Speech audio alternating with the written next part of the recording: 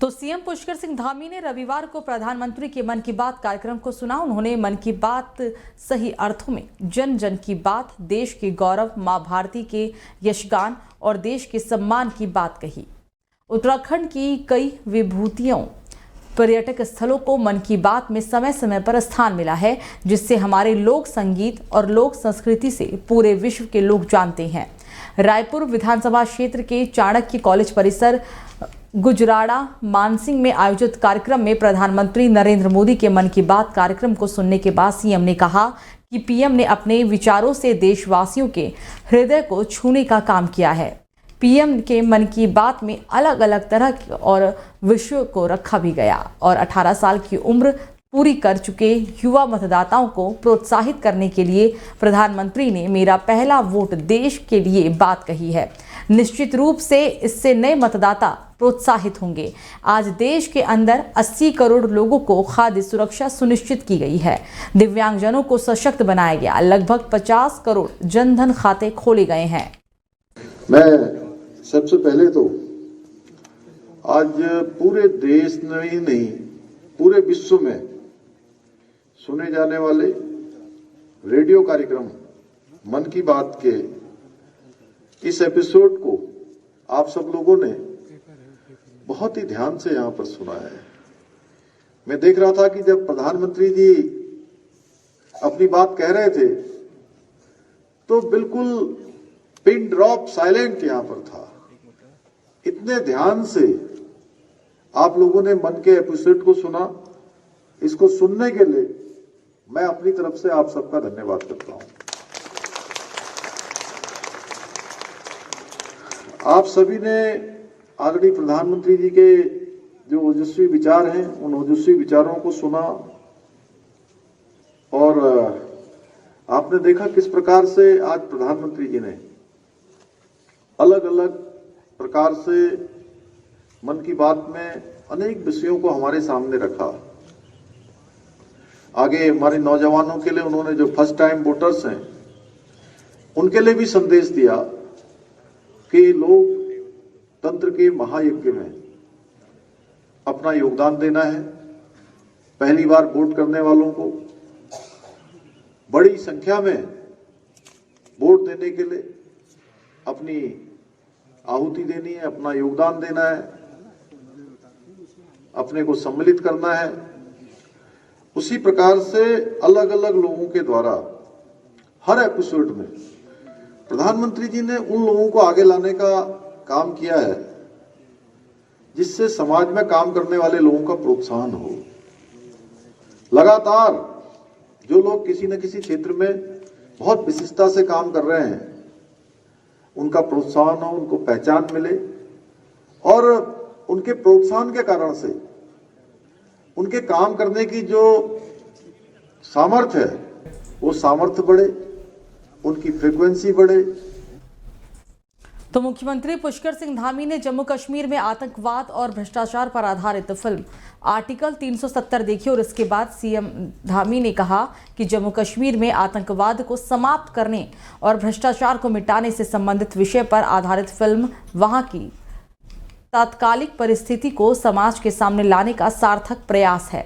इससे निश्चित रूप से लोगों को सही जानकारी भी मिल सकेगी। उन्होंने कहा कि केंद्र सरकार के अनुच्छेद 370 को खत्म करने के बाद जम्मू कश्मीर देश की मुख्य धारा से जुड़ा है, साथ ही विकास के नए आयाम राज्य में स्थापित हो रही हैं। इस बीच फिल्म में यामी गौतम के अभिनय की उन्होंने सराहना की है। सीएम के साथ कैबिनेट मंत्री प्रेमचंद अग्रवाल, गणेश जोशी, विधायक मुन्ना सिंह चौहान, अनिल नौटियाल, सुरेश गढ़िया और श्रीमती सविता कपूर भी मौजूद रहीं। देखिए, ये बहुत ही देश के अंदर ऐतिहासिक निर्णय था, अभूतपूर्व निर्णय था और बहुत ही हिम्मत वाला निर्णय था जो हमारे देश के यशस्वी प्रधानमंत्री नरेंद्र मोदी जी के कालखंड में लिया गया। कश्मीर से धारा 370 हटी और उस फिल्म का यहाँ पर चित्रण है। निश्चित रूप से किस प्रकार की जम्मू और कश्मीर के अंदर स्थितियाँ थी, परिस्थितियाँ थी, किस प्रकार से वहाँ पर जो सुरक्षा बल थे उनको कठिनाइयों में काम करना पड़ता था। हजारों हजार लोगों ने अपनी जिंदगानी वहाँ पर शहीद कर दी लेकिन धारा 370 नहीं हटी। अब धारा 370 हटी है और देश के अंदर इस फिल्म का चित्रण होना चाहिए और एक एक छोटे से छोटे हमारे आने वाले कर्णधारों को, नौनिहालों को देश की जो वास्तविक हकीकत है, जो उस समय राजनीतिक गलतियां हुई थी, स्वार्थ के कारण, निजी हितों के कारण देश को पीछे किया गया, इस फिल्म में पूरी तरह से दिखाया गया। ये फिल्म सभी को देखनी चाहिए। तो उत्तराखंड के पूर्व सीएम त्रिवेंद्र सिंह रावत रविवार को शाहजहांपुर पहुंचे। यहां बीजेपी के पदाधिकारियों ने उनका गर्मजोशी के साथ स्वागत किया। इस दौरान उन्होंने कांग्रेस नेता राहुल गांधी पर भी जमकर निशाना साधा। उन्होंने कहा कि आज पूरे देश में राहुल गांधी से नफरत है। देश की जनता राहुल गांधी को ठुकरा रही है। उन्होंने कहा कि भारत के प्रधानमंत्री नरेंद्र मोदी का आज पूरे विश्व में सम्मान है और दुनिया का सबसे लोकप्रिय वो नेता भी हैं, लेकिन राहुल गांधी अपने देश में ही प्रधानमंत्री की छवि को खराब कर रहे हैं। राहुल गांधी के यूपी के युवाओं को नशेड़ी कहे जाने के सवाल पर उन्होंने बयान दिया और कहा कि खुद राहुल गांधी को अपने गिरेबान में झांक कर देखना चाहिए कि वो खुद क्या हैं। राहुल गांधी ने यूपी के युवाओं का अपमान किया है, उन्हें यूपी के लोगों से माफी मांगनी चाहिए। तो उत्तराखंड में इस बार जनवरी में काफी कम बर्फबारी हुई थी। फरवरी से पूरी तरह मौसम बदलने के आसार भी नजर आ रहे थे, लेकिन इस बार फरवरी में लगातार बारिश और बर्फबारी का दौर जारी है। हर हफ्ते बारिश और ऊंचाई वाले इलाकों में बर्फबारी हो रही है। पिछले 3-4 दिन से मौसम साफ रहने के बाद अब फिर से बारिश और बर्फबारी का अलर्ट जारी हो गया है। मौसम विज्ञान केंद्र के निदेशक डॉक्टर विक्रम सिंह ने पुनर्नुमान जारी किया, जिसमें आज और कल राज्य में बारिश बर्फबारी का उन्होंने अनुमान जताया। साथ ही उत्तराखंड के उत्तरकाशी, चमोली, रुद्रप्रयाग, पिथौरागढ़ और बागेश्वर में बारिश का पूर्वानुमान जारी किया गया है। इसके साथ ही देहरादून और अल्मोड़ा में भी हल्की बारिश के आसार जताए गए हैं। इसके अलावा 2800 मीटर से अधिक ऊंचाई वाले इलाकों में बर्फबारी की संभावना जताई गई है। तो भगवानपुर के खुब्बनपुर गांव में खेत से एक बच्चे का शव मिला। शव मिलने से इलाके में सनसनी फैल गई है। बच्चे की पहचान कार्तिक पुत्र सरदार सिंह के रूप में हुई है। बच्चे की उम्र करीब 12 से 13 साल की है। मिली जानकारी के मुताबिक ये बच्चा 19 फरवरी से घर से लापता था, जिसका खेत में अब शव मिला। परिजनों ने हत्या की आशंका जताते हुए थाने में मामले की शिकायत भी दर्ज कराई है।